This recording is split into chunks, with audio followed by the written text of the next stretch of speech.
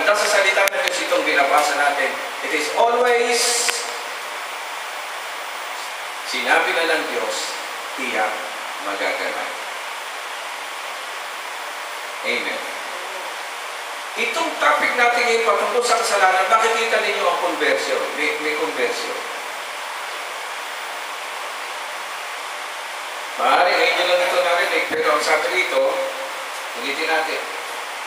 Yung marami na nakita niya, yung nakasulat dati rito, may peace, may kung ano-ano yan, at ayan, nakadoktor na.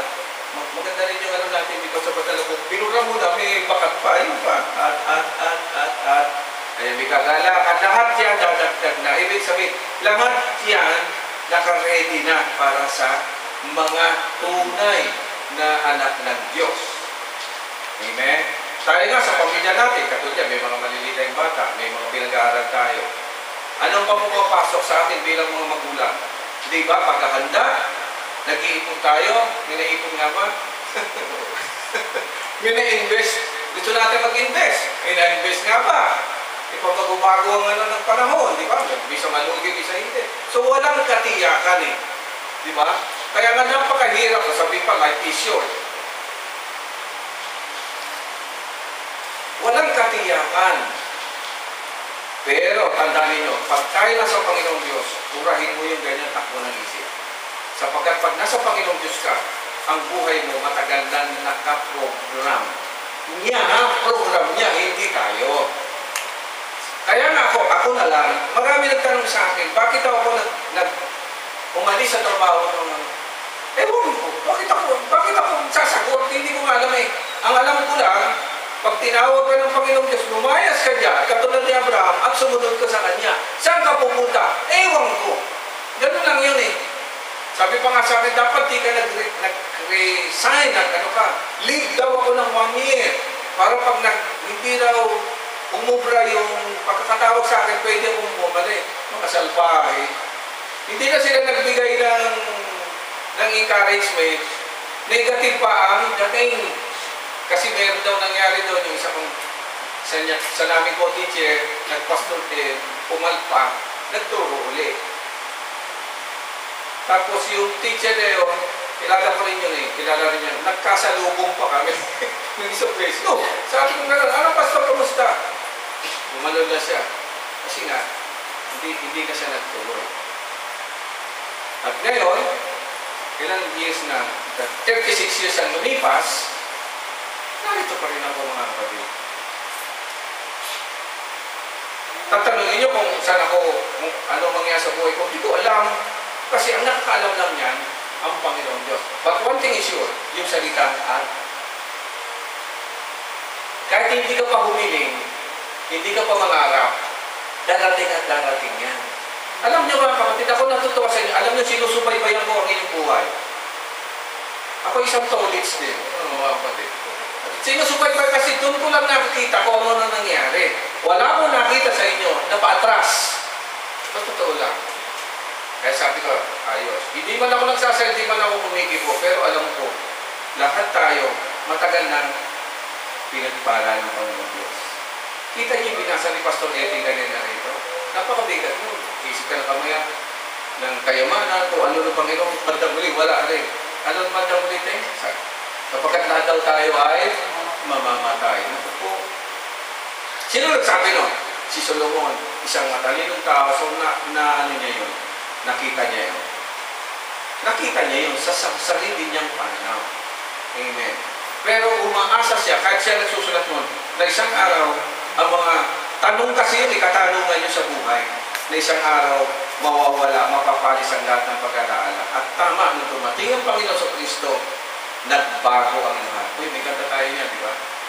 May kanta tayo niya na sa iyong anak, nagbago ang daigdig, naalala niyo. Pati himig ng langit nagbago kasi walang nakakalam niyan kundi ang Diyos na makapangyarihan sa lahat. Hindi mo yan pwede. Alam niyo, mati si Satanas, hindi niya alam yan.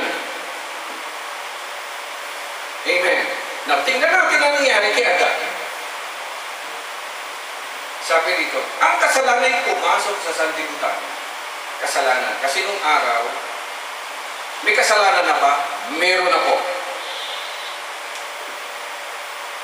At sino unang na nagkasala? Fallen angels. Ha? Itong hindi na ipapaliwanag, meron na po. Wala pa po ang tao, may problema na. Amen? So tayo na lang, umuwi na tayo. At mga talakay natin, puro problema. Opo, meron na po yan. Mararamdaman mo yan, kapapanganak mo pa lang, o kaya na ipanganak pa lang yung batang yun, problemado na. Una, paano siya magbabayad sa ospital? Cesarean. O kung di man cesarean, di ba, kapapanganak na, halimbawa, normal, ano mangyayari? Anong iniisip ng magulang? O, yung gatas nito, kung paano nga. Bakit nga pa gano'n ang buhay? Nauuna na. Kasi nga di sa atin sinabi na, pag nasa Panginoon ka, kahit mauna yan, meron na naka-reserve. Yung at meron na pala. Eh siyempre, pag nag-isip ka, anong gagawin mo? Gagawa ka na ng sarili mo paraan, sarili mo diskarte, at doon tayo. Instead na magtiwala ka sa Panginoong Diyos, siyempre, na-stress ka na eh. Paano ang gatas, paano ganito? Oy, magdagdagan mo yung trabaho mo, kinikita mo. Bakit ka ba nang magdadagdag? Kapapanganak mo lang, pampito na ito. Ay ba, mabigat nga yung pampito na pala. Kasi nung araw, mas maraming anak, mas maganda. Tsaka nung araw, alas 6 pa lang, wala nga solar, walang ilaw. Wala silang gagawin, kundi magpahala ng magpahala, dumadami ang... ngayon, kompleto sa ilaw. Diba? Kung ano-ano, kaya naisip din nila, mahirap pala ang buhay ng maraming anak. Okay. Pero anyway, nasabi lang natin. Sinasabi lang natin, makikita nyo na yung kasalanan, yung sin, meron na yan eh. At ang unang kasala talaga dyan, ay yung mga angels talaga. Amen. Ha? Hindi unang nagkasala si Adan. Sa pamamagitan ng ni Adan, pumasok sa sanlibutan yung kasalanan niya. Kasi nung araw, wala pa namang sanlibutan. Amen. Hindi pa naman nakikreate.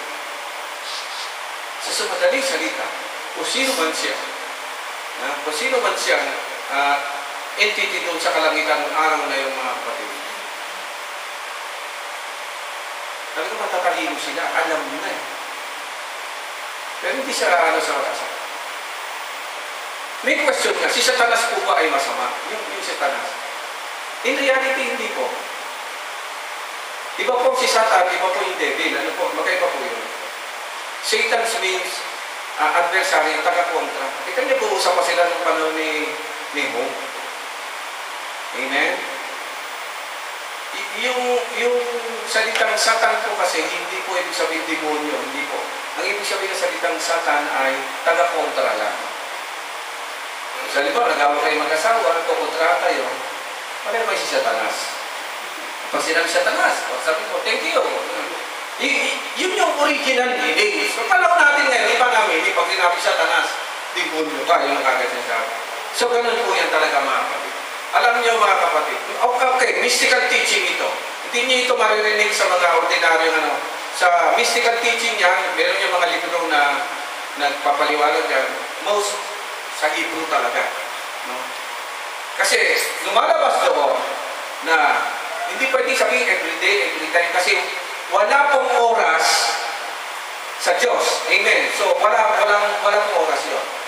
Pero kung ikukumpara natin sa panahon natin, everyday may meeting po sa langit, sa totoo lang. Eh, wala naman silang time eh. Walang overtime, walang undertime, wala lahat. Basta, eternal po yun.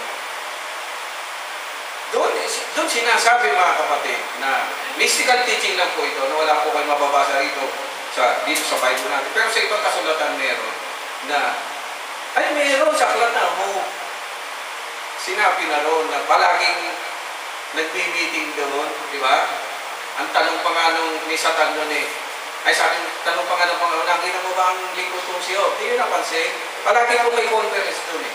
Kasi ganon ang spiritual na buhay.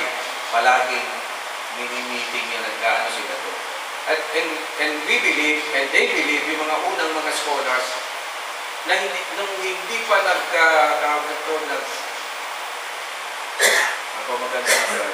hindi pa nagre-rebelde. Rebelde. Yung unang mga angels noon, wala namang pong problema. At ang tawag natin sa kanya ay si Lucifer. Yun yung pangalan niya talaga. Sino si Lucifer? Morning star. Ano ibig sabihin ng morning star?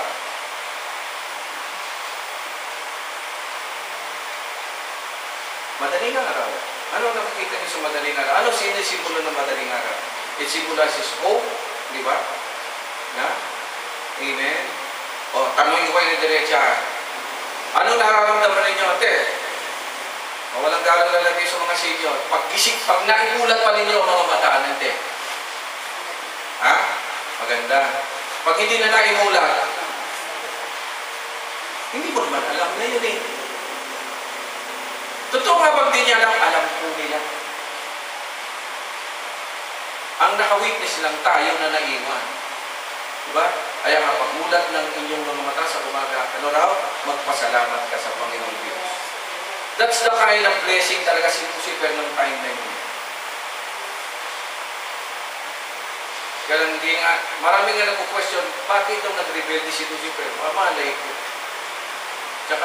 Tsaka na lang natin malalaman pag na uli na bumalik na sa dati. Sa ngayon, napalayas tayo pa, wala tayo sa Garden of Eden, hindi makikipag-usap sa atin ng diretso ang Panginoon Diyos. Amen? Kaya nangyayari sa iba, sa kaiisip nila niya na stress, kulto, labas. Yan ang nangyayari. Huwag natin isipin yung mga bagay na hindi natin kayang sagutin. Sa ngayon, hindi pa yan. Pero sabi nga, nung pagdating ng panahon na nandun na tayo sa piling ng Panginoon Diyos, maunawaan na natin ang lahat ng bagay. Sa ngayon, ang sabi lang Diyos sa Biblia, sa aklat ng Ezekiel, sa aklat ng Isaiah 14, nagkaroon ng problema. Ano ang problema? Merong isang angel, actually, siyang pinakakanang kamay ng Diyos. Kung babasahin natin dito lang, medyo nag-iba ng takbo ng isip niya. Amen. At sa kanya nagmula yung sin. Because sin means he missed the point.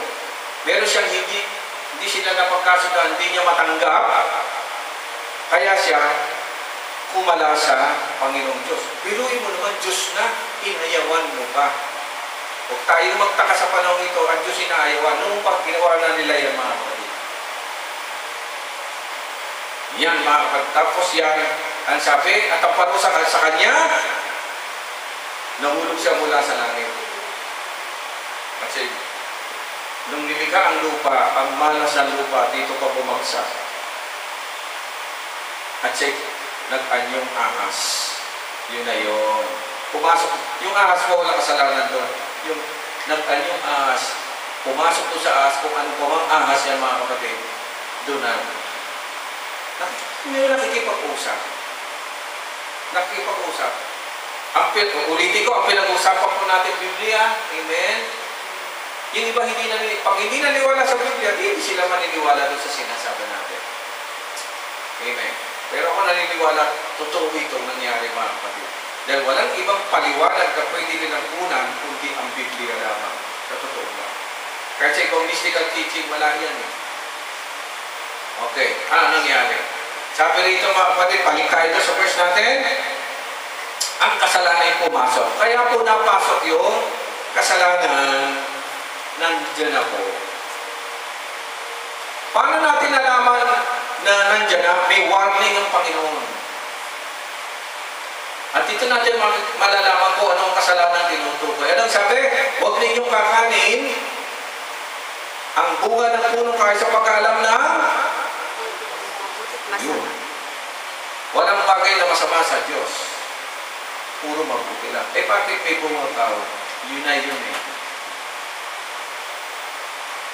Kaya nga tinatanong, actually, kinain po ba?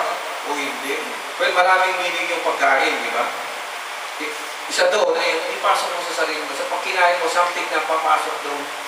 Kung ano man yun, di magpumansanas yun. Kaya nga pinagbabawalan, kasi merong isa dyan na lason. Lason mo. Ano ito lang lason? Pagkaalam ng mabuting at masama. Sino lang ang meron mo? Ang Diyos lang mo. Pag kinain mo yun, ang magiging kasalanan mo, pinapantayan mo ang Diyos. Ano ang kasalanan ni Lucifer? Gusto niyang maging kabantay ng Diyos.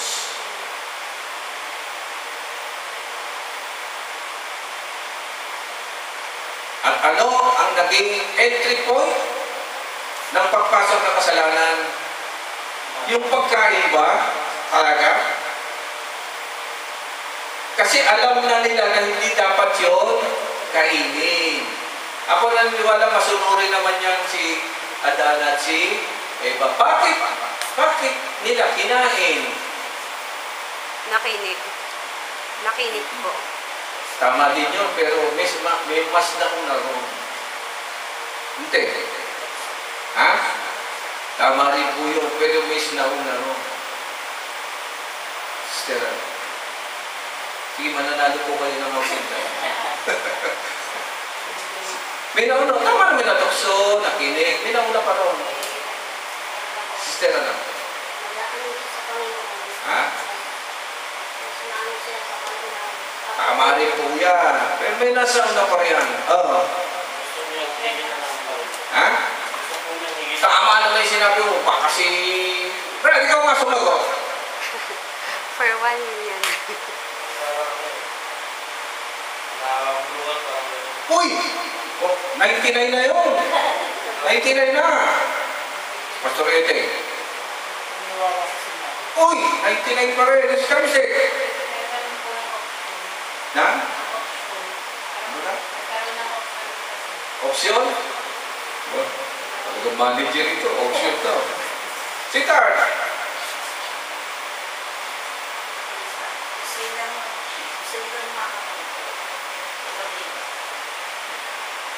Mother. Curious? Tama po sa kasagot niya. Hindi niya makuha yung ano eh.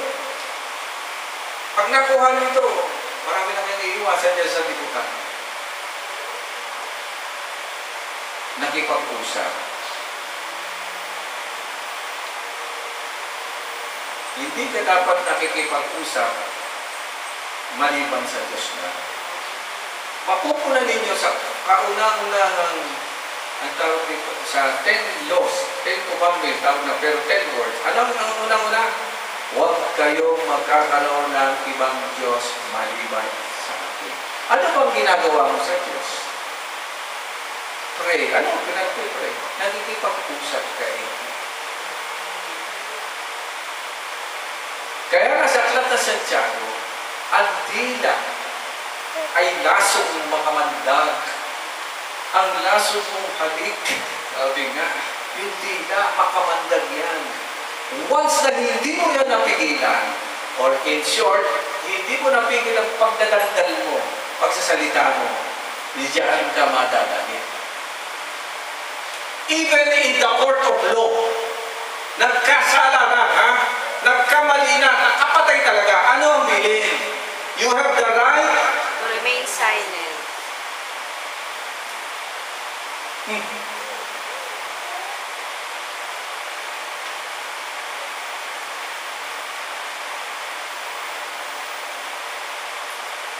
Diba? Natingin kayo sa akin, silent. Sabi nyo, you have the right to remain silent. Eh.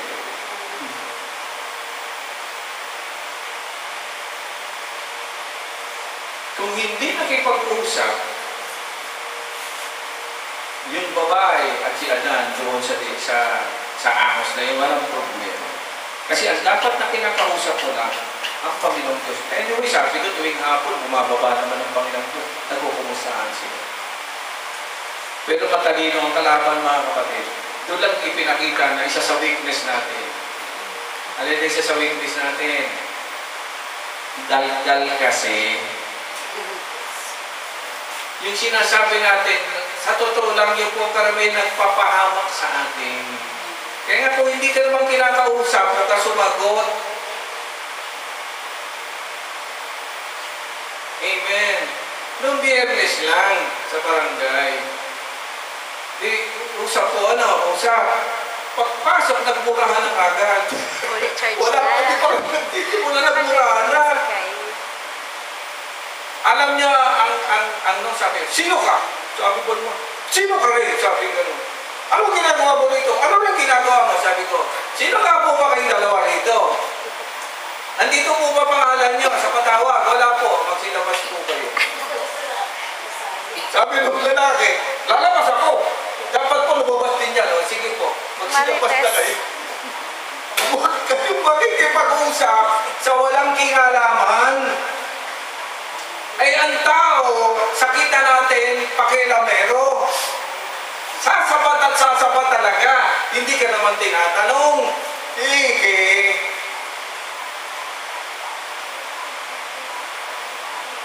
Kaya alam na natin kung paano pumasok ang kasalanan. Maraming mga factors po yan. They are not in the wrong place. Tandaan ninyo, nasa tama po silang lugar, nasa garden eh. Amen. So walang problema. Tama? Tama ba ang kanilang atmosphere, paligid? Tama, wala namang problema. Kompleto sila sa pagkain. Kahit naroon yung puno ng pagkakalam na mabuting masama, okay lang kasi hindi mo naman yun kakainin. O ibig sabihin, huwag mo siyang pakialaman. Nakita mo lang na yung gumagapang-gapang doon na nagsalita, sinagot mo, doon nadali. Amen. Ganyan din ba ang ina-apply sa batas ng tao? Yes. Even in the court of law, tama po yun. Kung hindi ka tinatanong o ka sumagot, dahil maaari nga sasabihin mo, makasama sa'yo. Diba? Sabi doon ng polis, you have the right to remain silent. The things that you, ano man ang sasabihin mo, maaari ikaso laban sa'yo. Tama eh. When it comes to religion, mga kapatid, ako nalulungkot minsan dyan sa YouTube na yan. Yung iba kung makadakdak doon sa mga YouTube na mga aral, akala mo naman napakaganda. Minsan ginagano ko, hindi po ko nakokomment, na ano lang po ko, na-aware lang ko sa ano, dapat hindi mo yan sinabi, o dapat hindi ka nagtapos na ganyan. Kasi ang sinasabi mo, kapiraso lang ng buong pantuwanan. Anong inang ano mo? Tapos sa bandang uli sasabihin mo, ano sinasabi? Sa bandang uli? Ano sinasabi? Kaya ko na, ano sinasabi? Ha? Ano na? Magbigay. Tiyo, meron pa isa. Please, subscribe and click the button. Pambihira. Meron pa talaga sa radyo, naiinis ako eh. Ano? Napakabuti ng Diyos. Pero kung nakikinig kayo ng 97.9 ano? Saka 3.5 lang sa 107.5. Napakabuti ng Diyos. Dahil sa Diyos na kilala ko. At ngayon, ito na ang bagong buhay. Purihin ang Panginoong Diyos. And this segment is brought to you by MX3. Patay, may negosyo na naman.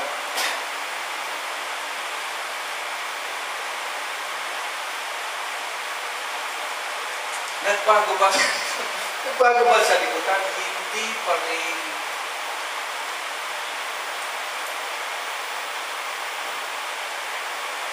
Ay, totoo ang kasalanan, delikado yan. At aminin natin, pumasok na yun sa sanlibutan. At dapat po matuto tayo sa lahat na nangyayari. Let us be aware. Dito pa lang, isang linya pa lang yun, hindi pa nga isang talata. Ang masaklap ng pumasok kasalanan, nagbunga ito ng kamatayan. Tapusin ko na rito para hindi kayo masyado balon. Hindi na mabigat pagpatay na, hindi mo na pwedeng kausapin.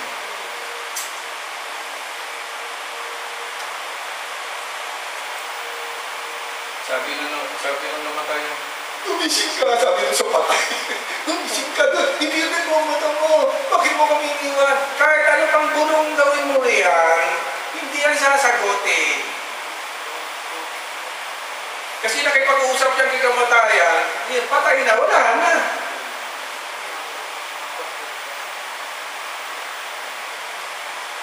I remember ng accident ni San Jeline, no? On the spot. Pag nangyari, wala na, nandun na. Nakita mo nakatalokbong na siya.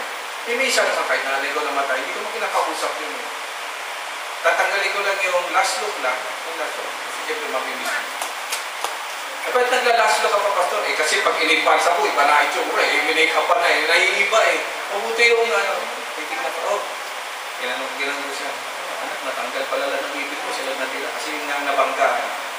Pero maganda ko pala, maybe yung yung ginagawa ko, wala, inaano ko lang ako. Pero hindi ko masasabihin, oy anak, tumilan ka. Hindi mo na makakausap eh. Ang magagawa mo lang, observe ka na lang. Kikis ka na lang. Tapos, dumating na yung kuya, sir, kukunin na po na. Kukunin na. Wala na yun.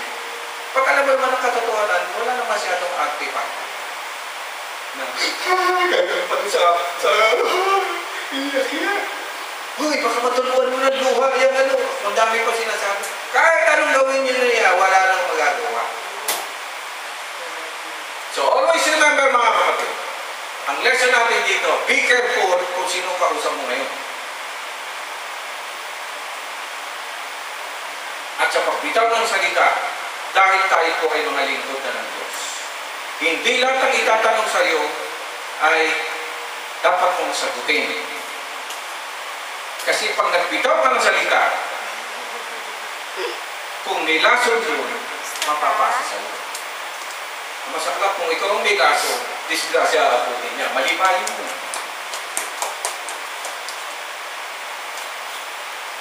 Kaya minsan, at ito natutunan ko, kung tataka rin ba't ako napunta diyan sa mga pagdating sa mga batas-batas.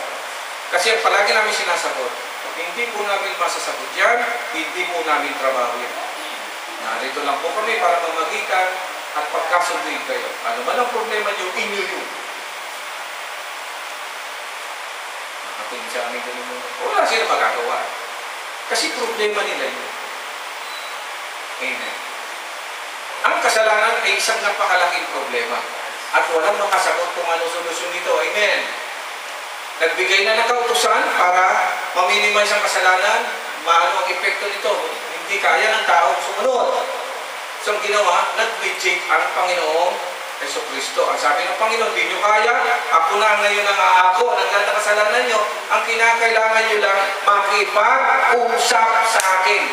You have to confess, sabi ron. Kaya tayo nakikipag-confess sa Panginoon, kinakausap natin siya sapagkat yun ay patunay na iniahabilin mo na ang buhay mo sa Kanya at hindi na dapat ang buhay mo makita, pero hindi ganon ang nangyayari sa napakaraming Kristyano. Hindi si Kristo ang nakikita na buhay. Yan ay patotoo sapagkat nagpapaano lang na may kahinaan pa rin naman talaga tayo. Minsan talaga nagkakamali tayo. Pero hindi ibig sabihin, wala na sa si Kristo. Ngayon may pagkakataon kang palagi mo na siyang makakausap. Huwag mo lang itay mamatay ka, hindi ka nakakausapin noon. Kasi sabi ng Panginoon na namatay. Nagsalita bang Panginoon? Sabi niya. Biglang dumilas. It is finished. Wala lang ganun. Kundi, it is finished. Gano? Hindi yung, ay nakalimutan ko. Ang sabi na bang, it is finished. Oh. Kung hindi labas mo dyan. In short, mga kapatid, ito yung paalala lamang sa atin ng Panginoon. Ang bawat salitang lalabas ngayon sa ating mga bibig, may kapangyarihan na po yan. Kasi na-transfer na po sa atin, sa pamagitan ng Spirit, ang knowledge, ang wisdom, ang lahat. Napakahalaga po ninyo, napakahalaga po ninyo ngayon sa sanlibutan ito. Wala na po silang maaaring asahan na maaaring magsabi ng katotohanan. O baka mamasinter ko, baka maging kung hindi lang po tayo, ano po, ang kinakausap ko lang tayo narito ngayon. We are a part of God's household. Kalahatan ha, hindi na po magiging katulong na tayo ngayon. Kaya nga mga kapatid, pagdating, ito lang ha, pagdating ng magto-21st anniversary tayo po, sa katapusan po natin gaganapin in a very simple way. Mag-iiba po ang takbo ng ating service. Kasi itong ginagawa natin, panong panipupong-pupong ito, eh, tatanda na po natin. Eh. Hindi ko pa nagsasama ng kakakanta. Hindi naman kinakanta. Sabi nga, paano kakanta? Ang ginagawa ko po kasi, yung kanta natin, nililisa namin. Tinitingnan ko na hindi na po siya makakanta. Sa buong taon, hindi po siya naulit. Sa susunod na taon na po ulit. Kasi pag hindi ko naman inulit sa susunod taon, makakalimutan na ninyo. Pero magkakaroon po ng mga pagbabago yan. Makita niya sa mga susunod na araw, maaaring makaating kayo dito, maaaring hindi na. Amen. Kasi iba, i-assign na sa Singapore. Meron na sa Taiwan. Wow. Meron sa gano'n. Ang ibig ko sabihin, kung saan tayo dalilan ng Panginoon, doon na. Maaaring magbukas ang gawain, doon na. Pero sa ngayon, Hindi ko alam. Kasi at lang yan eh. At.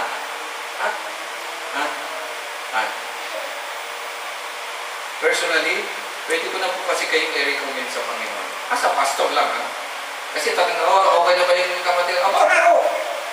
Napakatagal na po niya sa panampalataya. Wala pong absent yan, walang ganito yan, nag-aaral po. O, di ba?